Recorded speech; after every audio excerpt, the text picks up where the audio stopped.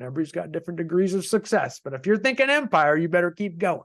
You keep pushing and keep building, and you just keep building bridges and walking across them and keep building them. Pretty soon you've built an empire.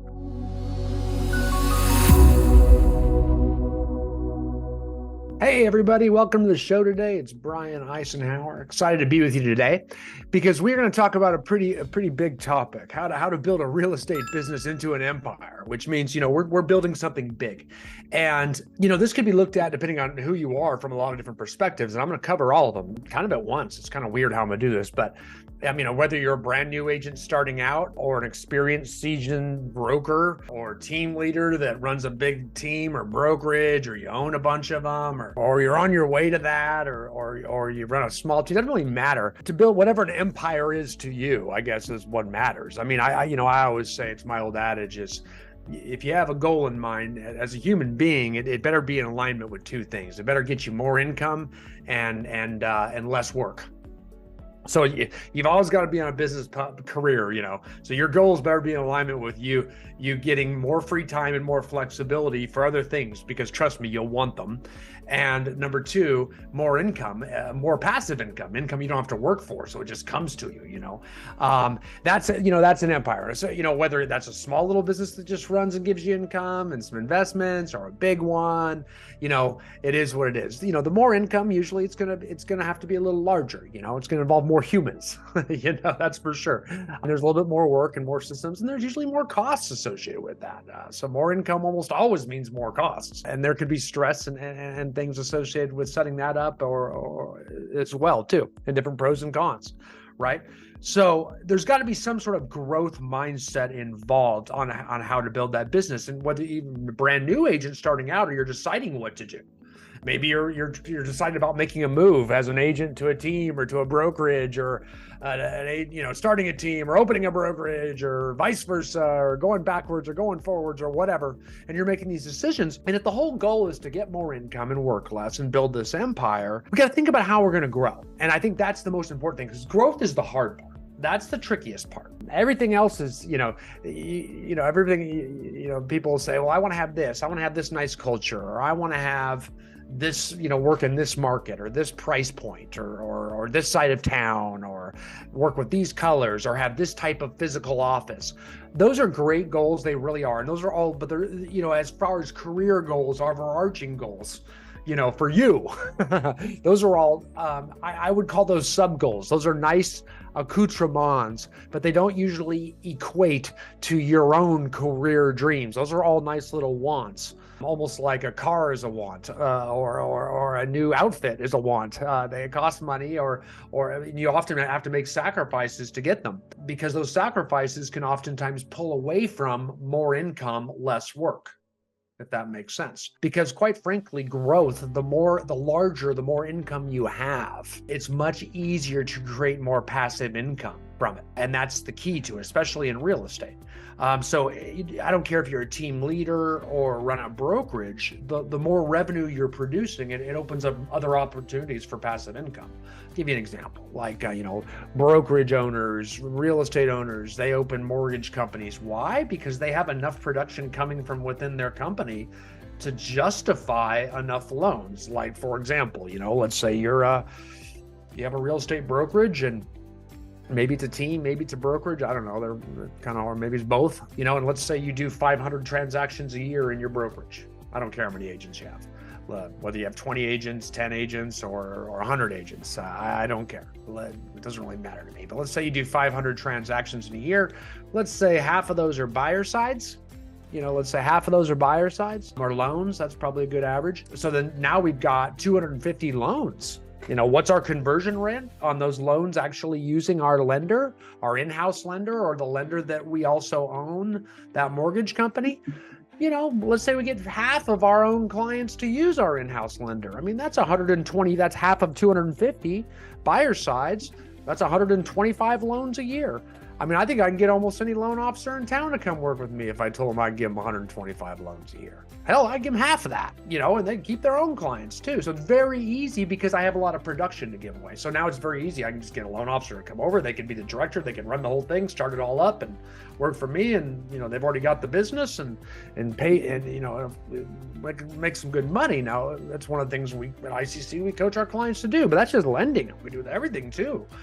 Insurance, title, we show you how to do it, coach it up, and start building your empire, right? Property management, investment, flipping, development, all of those are pillars of income, and they all generate and work with each other. I mean, if you develop, you create your own listings to sell, right? Market off the resale around them too, all of that. I mean, and flipping, same thing. All of these different, mortgage come from our buyers. They all are interwoven and they can all support each other, but it all starts with size. We have to have a lot of production, and that's where the team leader and the brokerage owner controls everything. The larger they are, the more loan offers we can justify. We get big enough production, we can justify a title officer, a closer, or an escrow officer, whatever you call that, and open up our own one of those. We can do with our own homeowners insurance, all those things that lend on us. There's natural hazard disclosure companies that joint venture with you as well too. So you start getting money from all these passive income, but you have to, setting them up properly, having the system so they truly are passive.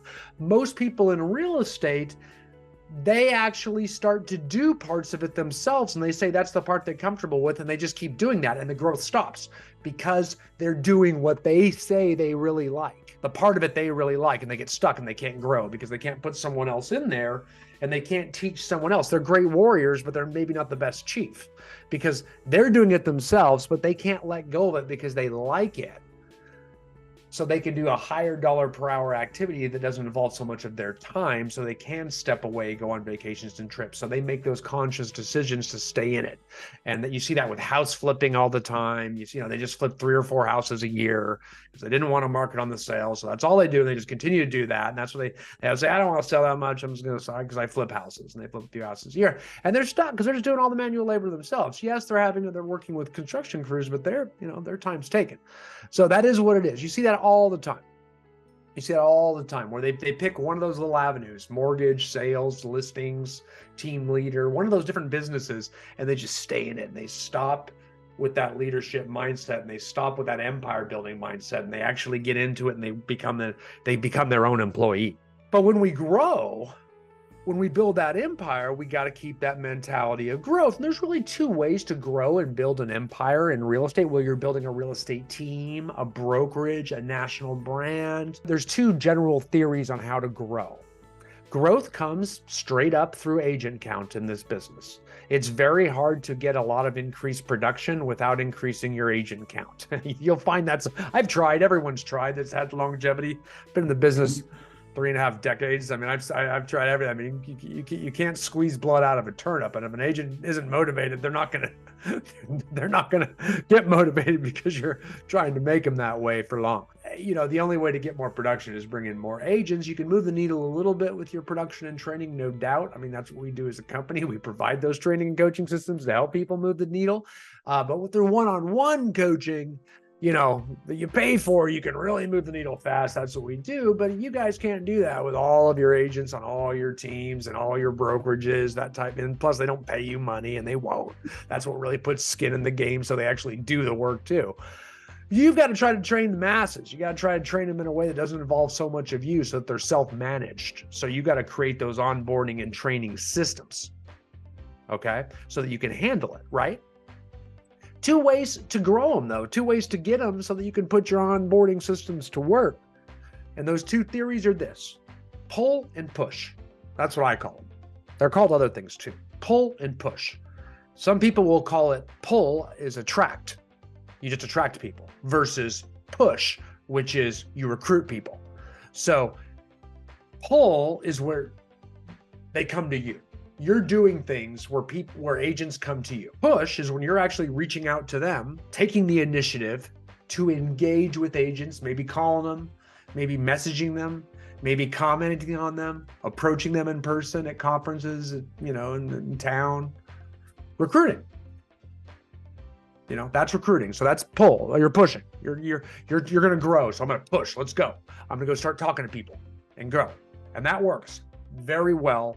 Coach and train. It's a very fast way to grow. I've done it myself many a times. That is probably the fastest way to grow, but it takes a ton of work, a ton of talent, and it's one of the hardest things to do in real estate, if not the hardest task to do. If you're really good at recruiting and recruit at a high level, you're kind of like a golden goose in real estate.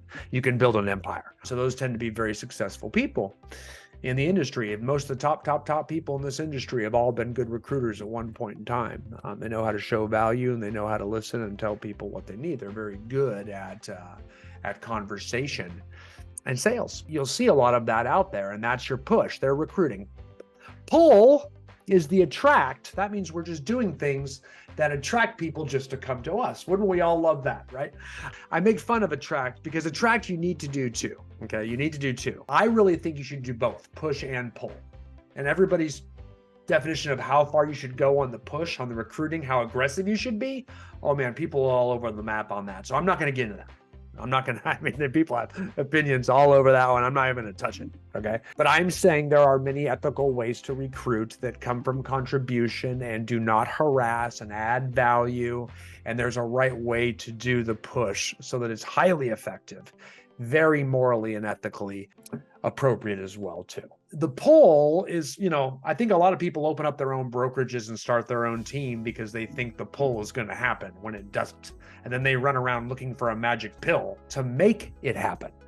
And that's the problem. That's why I laugh at the pull, because they always think, what do you think? Everybody's just going to come join your brokerage because of your crazy little different commission split or your colors or your office or your culture or how cute you are or how everybody wants to be like you. Without some sort of activity or value proposition, it makes it very tough. And what I've found, the value proposition that most very large, successful leaders of teams and brokerages have is they're very production centric.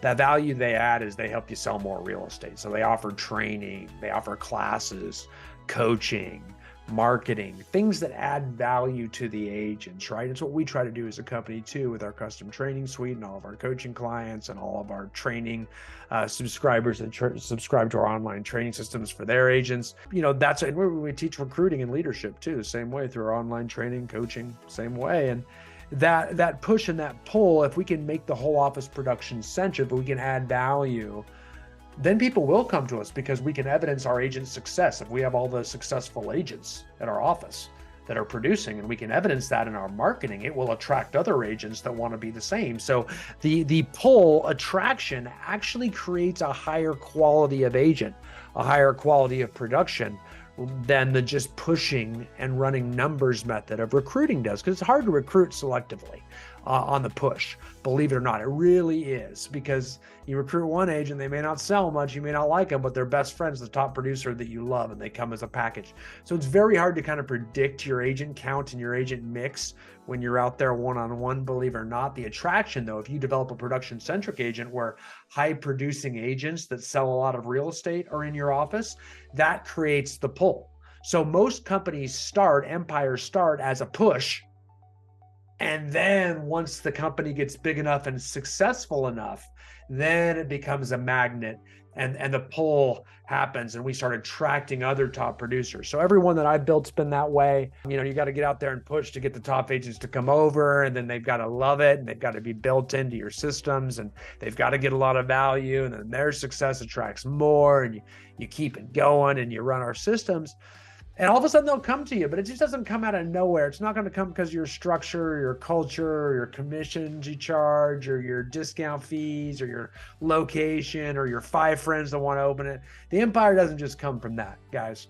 It really doesn't. You got to have some sort of system in place. I recommend pull and push at the same time with varying degrees of both, but understand early on, if you're small, it's going to be a lot of push, just like anything. As a real estate agent, early on, you're going to have to do a lot of lead generating, a lot of things to get business. Then as you get older, it starts to kind of come to you, because you've established yourself. You still, depending on how much you want to grow, you still want to keep pushing a little bit to get more business until you don't want any more business anymore, right? Everybody's got different degrees of success, but if you're thinking empire, you better keep going.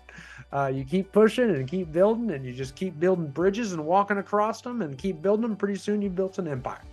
So that's the plan, guys. I hope this helps a lot. The push versus pull, attracting versus recruiting.